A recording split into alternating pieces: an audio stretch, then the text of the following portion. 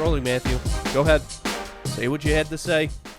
Go ahead. You're getting on your soapbox. Go ahead and say it.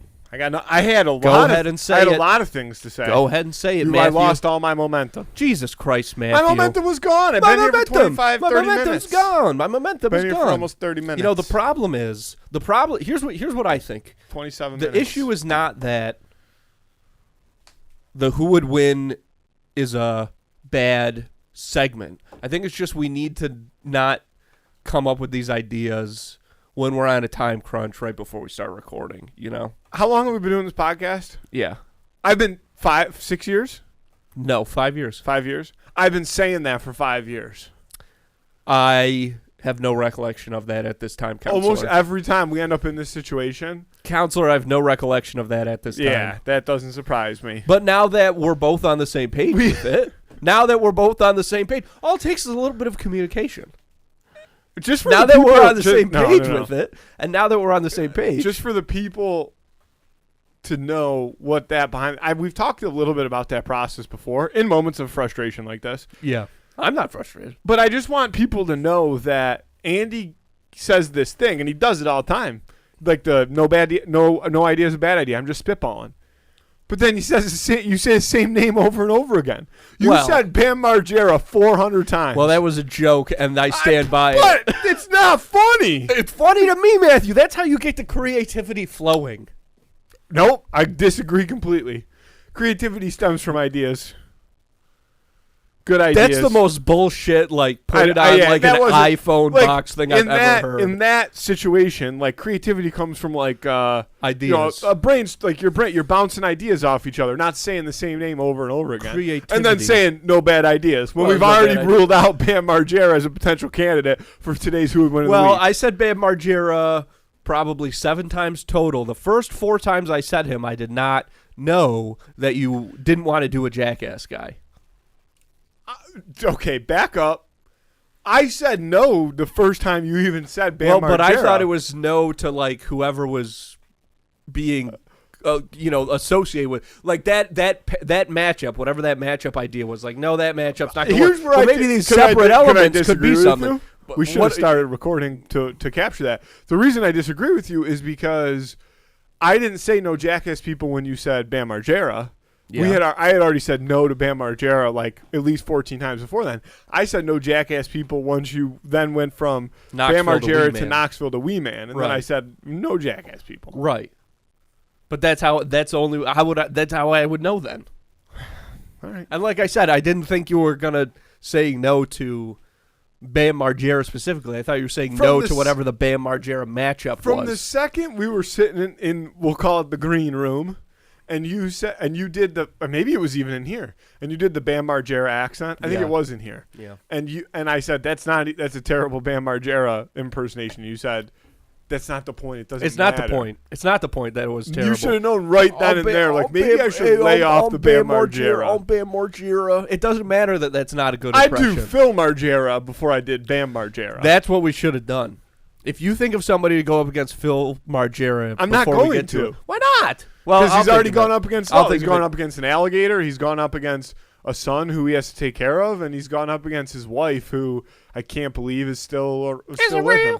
She's pushing him around. Phil is wheelchair bound these days. I don't know if you've seen. Yeah, he and April were at the premiere of the new Jackass movie. Is Bam Margera in the new Jackass movie? That I'm not positive of. But either way, I mean, cameo. Surprise cameo. It's possible. It's possible. I have no idea. I've not seen that yet either. Listen, there was a period of my life where Jackass provided me a lot of joy. Of course. But I think after the second movie, they were like, we're done. And then they came out with 2.5, and then they came out with 3. And I think this is Jackass 5. Okay, so let me break this down for you. So the third one is the one where they're like, we're definitely done. Because they have they sing a whole song at the end of that one. But I think they said that. But I think in their minds they said, publicly they said that after the second one. I think it is one of those things where maybe after every one they say that. Because I don't like that. See, creativity comes from ideas. Matthew, you don't. That's not the creative process of the jackasses. Dude, I had 3 good things today, and I'm burying them all deep inside myself. So like you have only you and yourself alone to go on this podcast. Well, that's going to be a problem more for you than it is for me. No, I'll just sit here and do Bam Margera. Hey, I'm Bam Margera. Watch me skateboard and fall. Hey, I'm gonna skateboard. I'm gonna skateboard penis first down a hill. Watch me. I'm Bam Margera. I'm Bam Margera. I'm sticking the skateboard up my butt.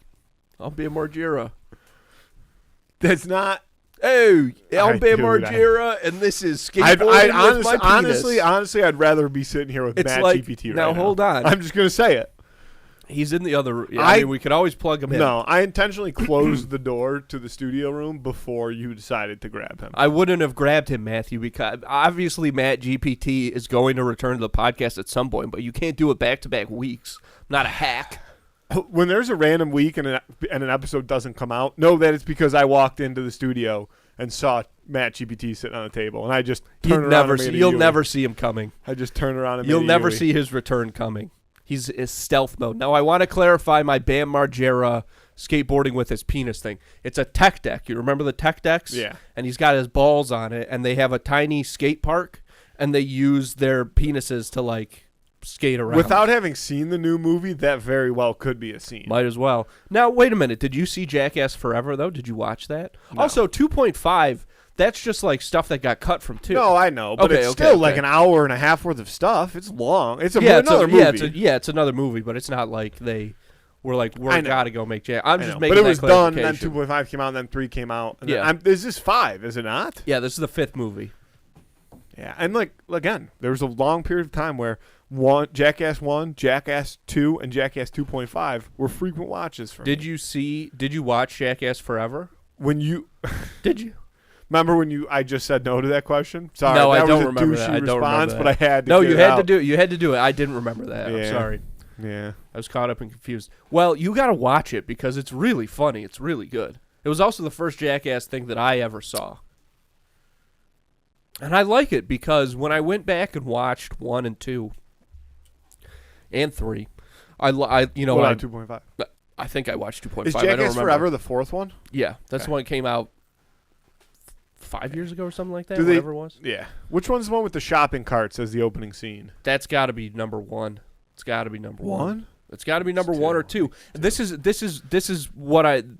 Which one's the one where he poops a volcano? That I have no memory of. Okay. But my point is, which one? This. The one? Okay, there's 2. Wait. One, they get obsessed with the big slapping hand.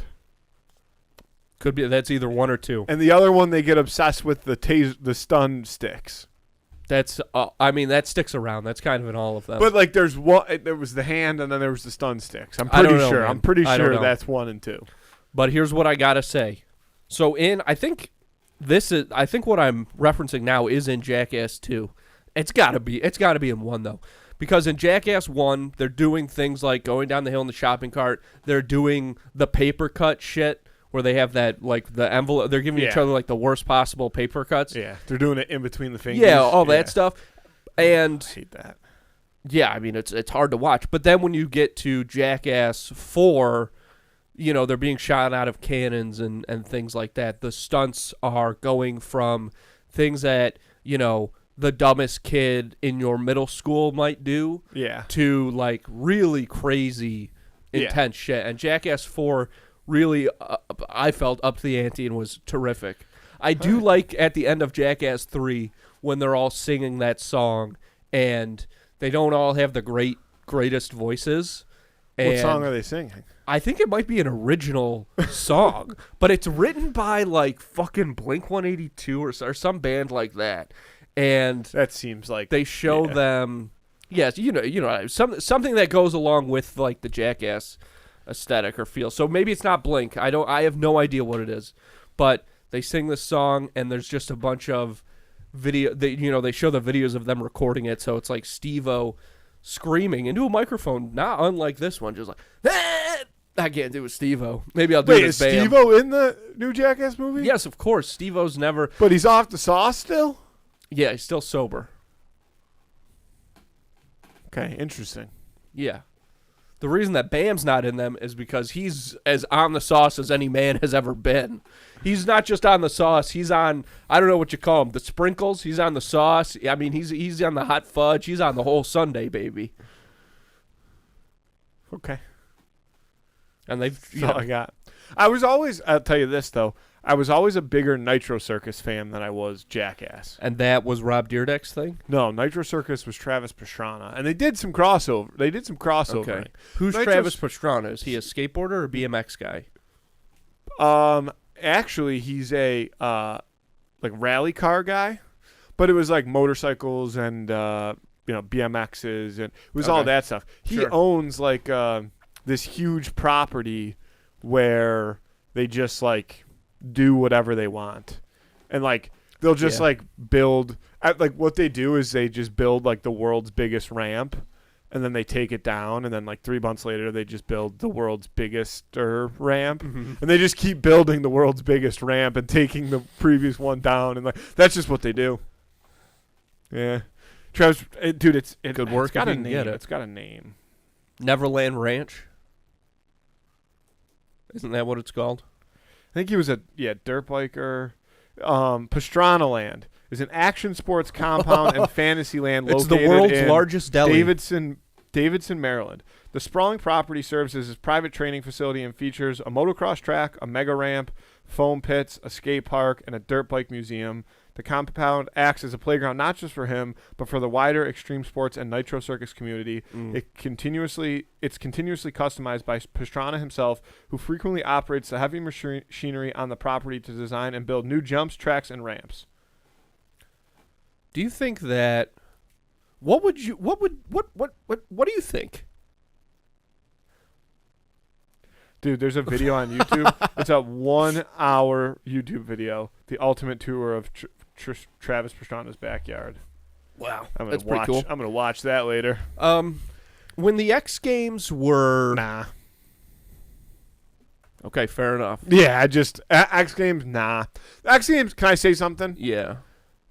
And then I don't know how they still exist.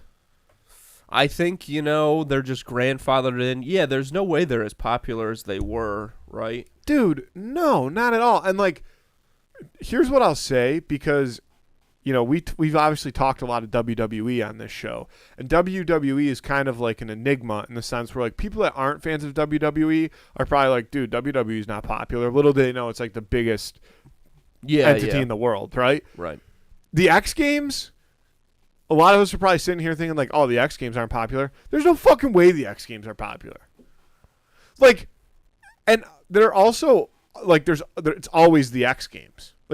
Like, I feel like every weekend there's, like, an X Games. There's definitely a period of time where it feels like the X Games, you can't really escape from them. No, but that's what I mean is I think still now, like, it's just always the X Games. Right. And it's not like it's not like an Olympic type thing the way it used to be, or at least as I understood it. Yeah, it was like once a year they had all it's the more cool like events. Basically just like a TV show. And like what's the difference between, at this point in time, what's the difference between the X Games and just Red Bull?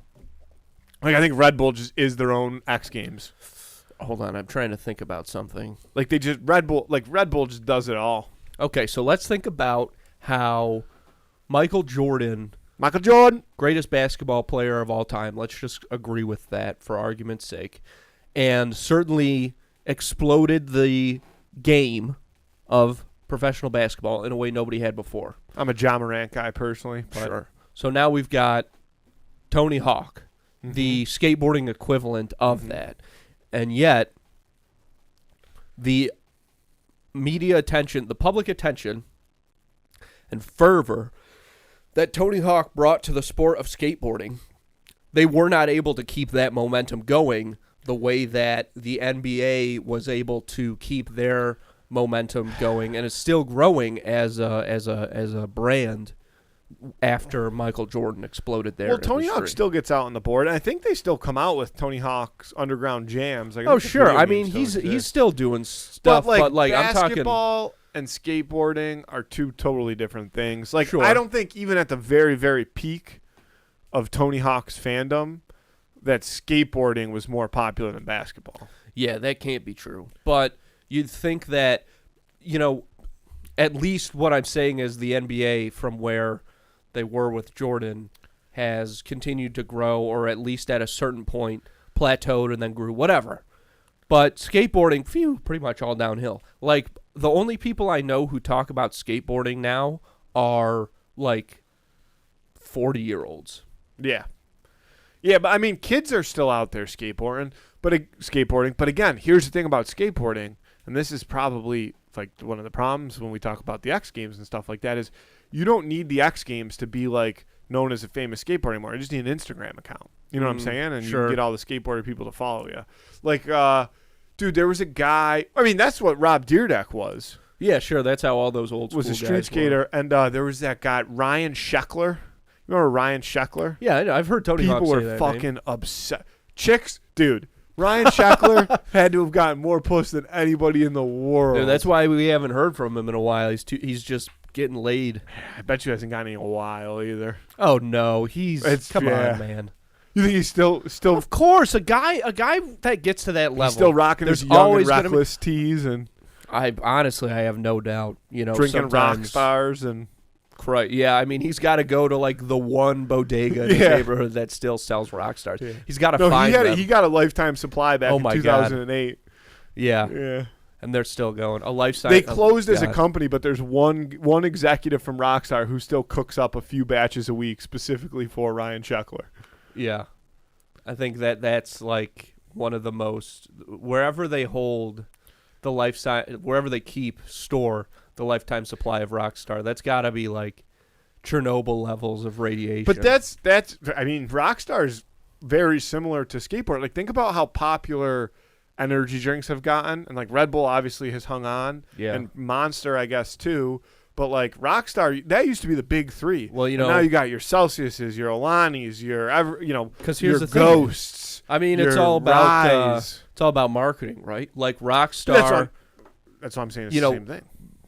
Red Bull, like, they got hooked up with the club scene too. Red Bull and vodka. Yeah, classic drink. I don't think that's what's sustained Red Bull's success. I'm telling you, that's a big part of it, though. I'm not saying that's the only market that they've cornered, but I'm saying their diversity of people who drink Red Bull, because of their diversity of marketing and their places that you can find them, that's why Red Bull's still at the top. The reason why Celsius is big, because they're selling it to the Panera crowd, or the people who were into Panera, the people who like exercise people. People that go to Panera do not drink Celsius. But the people who, yes, they do. And also the way that people, you got to think like when Panera came on the scene. When's the last time you were in a Panera? Well, never, because that's you've got the wrong idea about Panera, buddy. I don't know if that's true. Tell me what the idea of Panera is then. I'm talking about what the idea of Panera was. That's what I'm really saying. I'm not talking about what it is now. Panera now is a lot of like hand-knitted scarves and piercings and cats. It's a little more alt. It's a little more hipster as opposed to the kind of yoga crowd that I feel was more into Panera at their start. You're telling me that's not the case? You're telling me the salad munchers weren't loving Panera nonstop? Same people who now are all into Celsius? Yes. I think those are two different crowds. All right, man. And also the Yogi has evolved. The Yogi has big time evolved over the past There's a lot of different 5 groups. years. A lot of different groups. Did you I know the answer is going to be no, and then I'm going to be pissed because then we're going to have brought it up, and then we're going to have to like kind of quickly talk about it. I'll let you take the lead on this. I don't want to. I was then just don't curious. Say what you're no, because I want to know. Because if you did, it'd be fun. If not, did you watch the Conor McGregor fight on Saturday? No, but I saw the stuff that has got his leg hurt. Yeah. So I like. Who's that fella that he was fighting? The other guy. Okay. I thought I recognized him. Yeah. I mean, I think he's a big. I don't know. I'm not a UFC guy. Oh, okay. But one of the reasons I'm not. This is perfect. One of the reasons I'm not a UFC guy is because I feel like that's the shit that always happens in UFC fights. I feel like very rarely do you get like a big UFC fight that lives up to the hype of what it's supposed to. And this fight was on Saturday night, and I literally said to a bunch of people on Thursday, I'm like, dude, I swear to God, if this fight goes like 20 seconds and some dumb shit happens, I'm going to be pissed. Because that's what happened in his last fight. I don't remember how long it went, but he threw a kick and he's like snapped his own leg. Yeah. Literally, this fight starts. He goes to throw a kick, fucking blows out his knee. Or maybe people are, well, there's speculation, but. And then, like, they just called the fight because he would try to stand up and his knee would just buckle. And they would try to, and his knee would just buckle. And it was like, it went 52 seconds. It really should have been like 12 seconds. And there was all this hype. Oh, McGregor's back in the ring. You wait all day. They don't start the fight till 11:30 at night. And then it was over. And it was the most anticlimactic thing I've ever watched in my life. And I feel like that happens far too often. Now, what I do find funny is, or like enjoy, is then the speculation that comes out of like, oh, McGregor, 3 days before the fight, McGregor went to a knee specialist. Like he knew his knee was fucked up and he tried to fight on it just to get whatever, you know. Yeah. So since you have nothing to say about it, that's actually all I do. Okay. Well, it's just that thing of, which I think happens in combat sports all the time. McGregor's a big name. Right, and he can still fill seats. But the fact of the matter is, he should have stopped fighting a long time ago. He knows his body's not healthy. Well, yeah, but he can still make cash, true. and people will still tune in. So it is what it is, you know. And then in that case, nobody really gets what they want. See, I do think that in some cases, but I also think I think some of these fighters do genuinely believe that they can do it. Oh, I'm sure, because in order to be like a championship fighter, I would guess at some point in time. You have to like have a screw loose or like that additional drive to be like, oh, I'm gonna go beat the shit out of this guy before he beats the shit out of me. So I feel like if you have that in you, it never goes away. It doesn't get turned off. And I think McGregor's a prime example of that kind of guy. I think that I'm sure he believed that he was ready for that fight, but he clearly was not.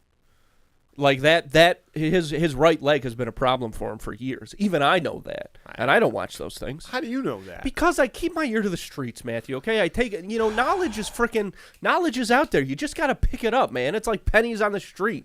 You know. It's just beep beep beep beep beep. It's flipping around, folks. There's so much going on. You've got so much on your plate. Why take up more of your time with little things like having to go to the grocery store, my personal least favorite.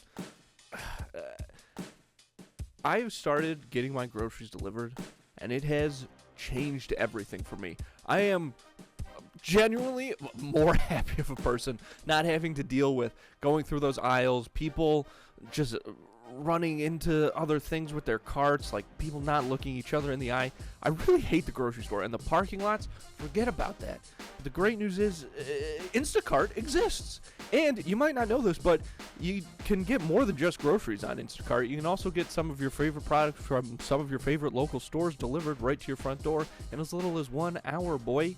But the best part is right now, Two in the Cooler listeners get free delivery on their first order of $10 or more. All you have to do to get that deal is hit the link in this episode description. Start taking things off your plate and putting different things on your plate. It's a food delivery joke. It's not really a joke. It was just kind of a thing I said. The point is this. Make your life a little easier with Instacart. Hit the link in this episode description. Get that deal and start using Instacart today. Listen, like I said, you've been working hard. And I think you deserve to treat yourself. And there's no better way to do that than to check out all the great stuff we've got over at snackspot.se/creator/teespring.com. We've got more than just clothes. But let me say this. The clothes, they're going to make you look good and make you feel good. Okay, this is not some cheap, weird, like that Gildan brand and it fits disgusting. This is like, you're going to want to wear this stuff. It's super comfortable. The t-shirts especially. I'm talking tri-blend material. That's 3 kinds of material. That's Target quality, folks. But we've also got mugs and pint glasses and bucket hats and baseball hats, slides, notebooks, fanny packs, all made to order. So again, get yourself something nice and check it out over at snackspot.se/creator/teespring.com. Link is also, of course, going to be in this episode description. Check it out. And if you're interested in advertising on this show, you can email us at snackspotsports@gmail.com for details on how you can start reaching thousands of listeners in the Buffalo area and beyond. You know, man, the podcast advertising, it feels like it gets bigger every week. Every week I listen to, my regular roster of podcasts, and it's like, Chevy is doing ads on podcasts now. Oh, Nissan's doing ads on podcasts now, like car companies, but not just them.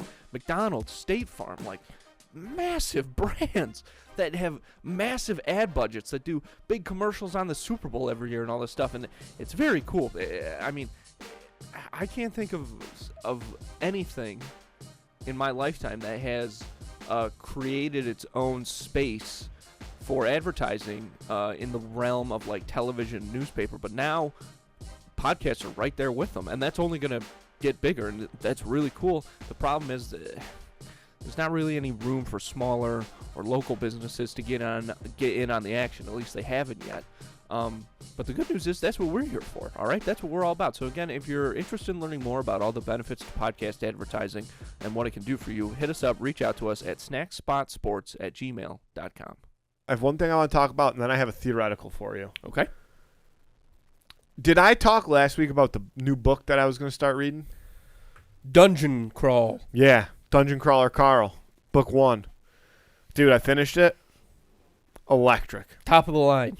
Really good. Started the second one last night. There's like 8 books in this series? 8 books. I think their 9th is coming out, and I think they're done after 9. I'm telling you, I know you're like, I got to read my mini books, and then I got to read my... Dude.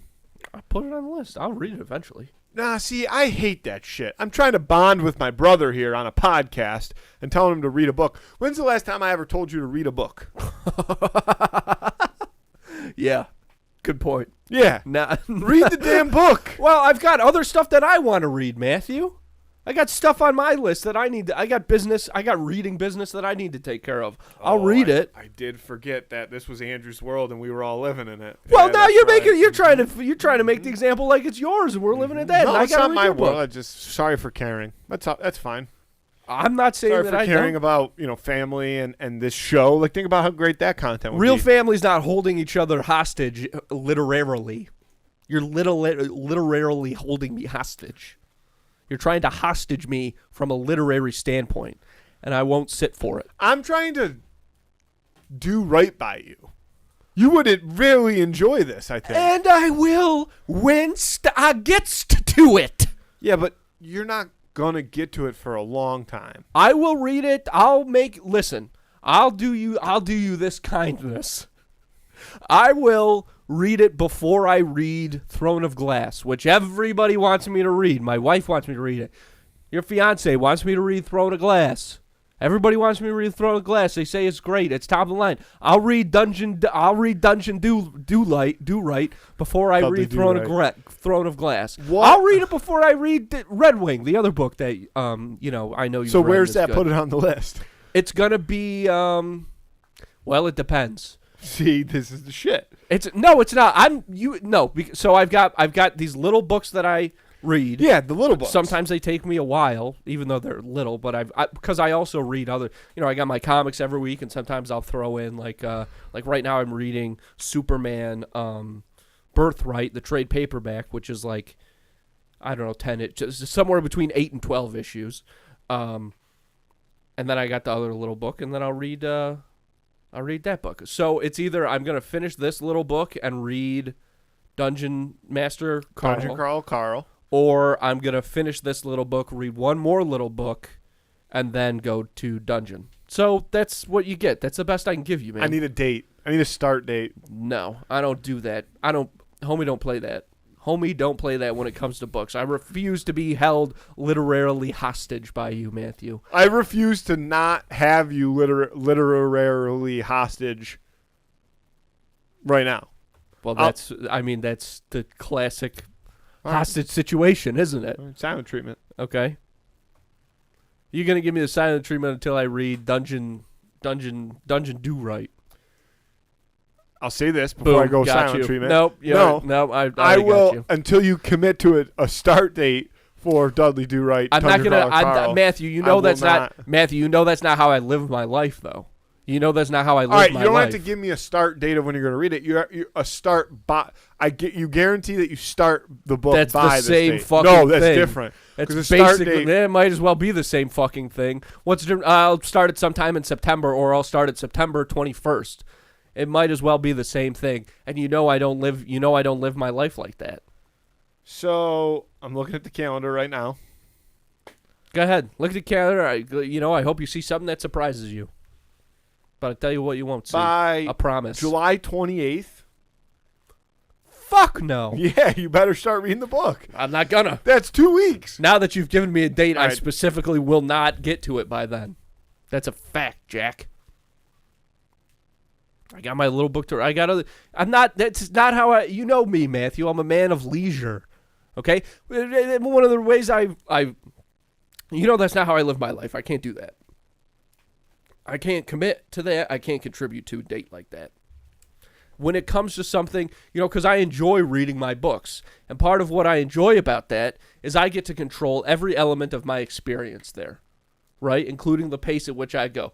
Oh, he's giving me the look like, this guy, he's going to finish talking and then I'm not going to say anything to him because I'm giving him the silent treatment. I'm just going to let him. I know you're giving me the silent treatment, Matthew. You are the last person on earth who could try and give anybody the silent treatment. You're breathing into the mic right now at a volume that I imagine is coming through to the people listening. And then, see, it's a little more right there. I might have to hit up on him a little bit because even I can hear it through the headphones. You're the last person I think to ever do a silent treatment. Now, a silent treatment while you're looking at your phone, that's a little different because it gives something to distract you, so you're like, oh, I think I'm giving the silent treatment, but really the silent treatment takes focus and discipline. Did you hear that?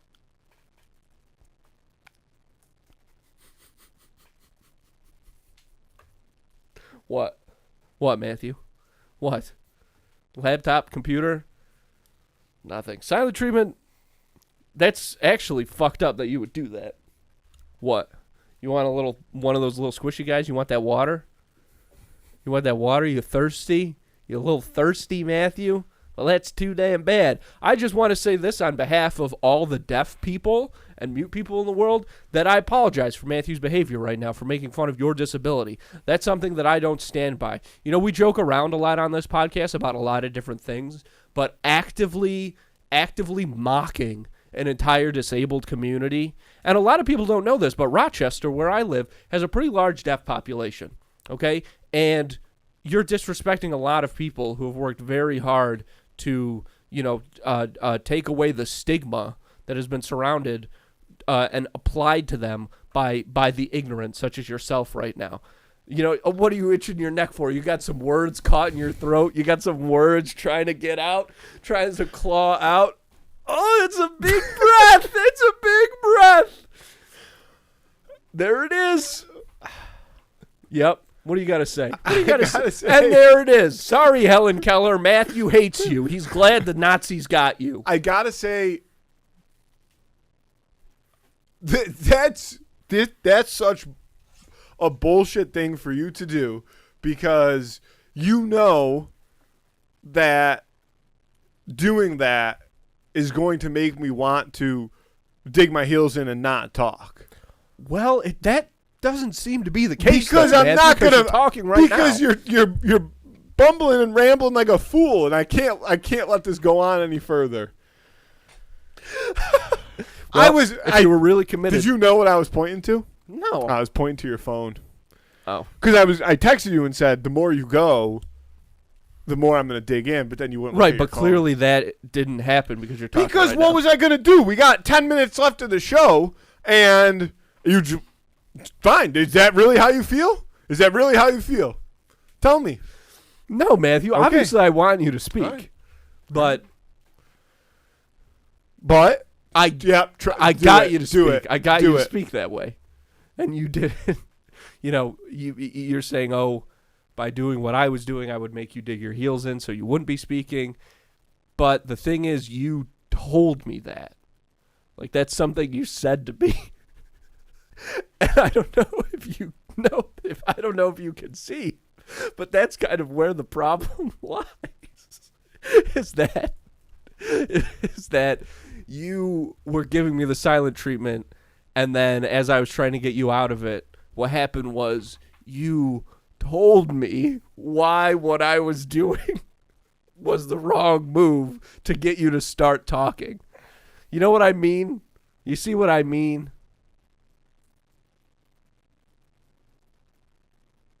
And that silence means yes. Okay. Let's do the who would win of the week. This is because now I have to remember what it was. Oh my God. I'm not even close to remembering it. Oh wait, I think I got it. Okay. I hope I'm saying this guy's name right. The who would win of the week this week is Simon Cowell versus Jeff Probst. Jeff Probst, the host of Survivor. I guess Simon's more of a judge than a host. But Jeff, of course, being the host of Survivor. Now, Simon, you have two very different kind of reality TV personalities here. Simon is known for being the mean guy, the bad guy, whereas Jeff, he's a great dude. And he hosts the hell out of Survivor, I'll tell you that. You know, a lot of times on that show, on Survivor, something will happen, something unexpected. You know, somebody gets hurt, somebody gets their feelings hurt, something bad goes down. And Jeff knows how to treat people. He treats them right, you know, no matter what. It doesn't matter what. Jeff's not playing it up for the cameras. Simon's been accused of that in the past. You know, I haven't watched him on the X Factor, that show that he does now. You know, but I would say he's more like critical at this point than he is like actively mean. I think that was something that was like old school American Idol. Now, when these two are actually getting into a fight, are you going to look up how tall they are? Well, you should. I'll look up how tall they are because I would say they're both pretty physically fit. Like Simon Cowell's one of those guys who, you know, is like a music industry guy who feels the need to like be ripped, you know what I mean? Like, that's almost part of his personality. Like, I have to not just make hit records, but I have to, like, you know, prove that I have muscles or something. I think it comes from a deep insecurity, which, you know, more power to him. I hope he's figuring it out. And as long as he's happy and healthy, it is what it is. Jeff, I mean, they shoot, like, 2 seasons of Survivor a year. He's on tropical islands nonstop. He's living that life, surfing, you know. I wouldn't be surprised if they had him try out some of the challenges. That guy, for being I'm going to have to look up their ages and their heights and stuff. But Jeff keeps it fit as well. I'm going to break my vow of silence for the rest of this episode, but know that there's still a 15-minute timer on this vow of silence. So to start next episode, you best be coming prepared. Okay. Because it will be a 15-minute start of silence. Okay. That's great. That's funny. I respect it. That's good. I'll just plug in Matt GPT. Yeah. Fuck. Then you don't need me at all. Just warm them up. Probes. Jeff Probes. Jeff Probes. Bitch. Probes. Fuck Jeff Probes. Dude, you're crazy. I like Survivor too, but I'll tell you right now, fuck Jeff Probes. Simon Cowell, because here's the thing. Jeff Probes puts everybody through hell. He doesn't go through it himself. He doesn't. He's staying at a 5-star resort on those islands. I guarantee Hell yeah, that's what he signs up for, man. Yeah, but again, Jeff Probes, bitch. Simon Cowell, you're right. Different than the old version of Simon Cowell, much more of a softie. But I kind of like the new Simon. I got to be honest, Andy, because again, you're probably right. You probably did some self-reflection. But I think when you have a person like that who has, you know, maybe lived in the deep water for a large portion of his life. What do you mean by that? You know, like a lot of stuff weighing on him. He was living heavy. You know, he was the mean guy. Okay. He had a lot going on. You know, maybe he finally found a therapist that he, you know, wouldn't try to sing to him or whatever the case may be. So he came out on the other side of things. And, you know, I got to say that when somebody lives in the deep water like that, oftentimes when they need to, they can still get back there. And to me, Jeff Probes, again, bitch, certified bitch, classic bitch, hate Jeff Probes, used to love him. No, used to be okay with him. Loves Survivor, great program. But he's never lived in the deep water. He's never gone through Survivor. That should be the next season of Survivor. Jeff Probes. He's the ultimate survivor, Matthew. He's got all these people. He's got all these people coming to this island, playing themselves when he's, like you said, at that 5-star resort. Fuck That's Jeff smart. Probes. That's smart. Fuck Jeff Probes. How dare you say that, by the way? That's very disrespectful. No, I He's a completely great stand guy. by it. I think you're mistaking his kindness and his greatness at hosting for weakness, and that's just not the case. Now, just a couple of quick stats. I'm not mistaking his kindness for weakness, but I'm also not mistaking his weakness. He's weak. I don't think that's Simon true. Cowell would lean. beat the piss out of. Okay, I don't mean physically weak necessarily. I just mean he's weak compared to Simon Cowell. I don't know, man. Like I'd like to get eyes on Jeff Probst in real life. I bet you I could beat the wheels off of Jeff Probst. Well, that's just one. He's a 66-year-old man. Yeah, and he's 5'10". Simon is I think Jeff's 64 and Simon's 66. Simon's 5'8.5" according to Google. Yeah, but he's a tall 5'8.5". He does well. Most of it is forehead. You can't forget about that. Mm-hmm. And the tight black shirts give you an extra inch or two. Yeah, 100%. Again, speaking from experience, that's all true. I'm almost as tall as you right now after my haircut and my black shirt wearingness. Simon's got that Britishness in him. Which I think that is he still doing America's Got Talent? No, also? He does. Sure? No, he's just doing the X Factor. I think I disagree. Yeah, maybe you're right. I don't know. Yeah, I came across an America's Got Talent clip the other day. Every once in a while, I'll come across an America's Got Talent clip. They're great. There's this girl Nene, Nene. Well, you never know how old those clips are either. No, it's a relatively new clip. I think. Up. Sometimes those old clips pop up. I think it's a new clip. What does she look like, this girl? Yeah, it's a pretty new clip. She's 16. What does she Nene look like? Royal.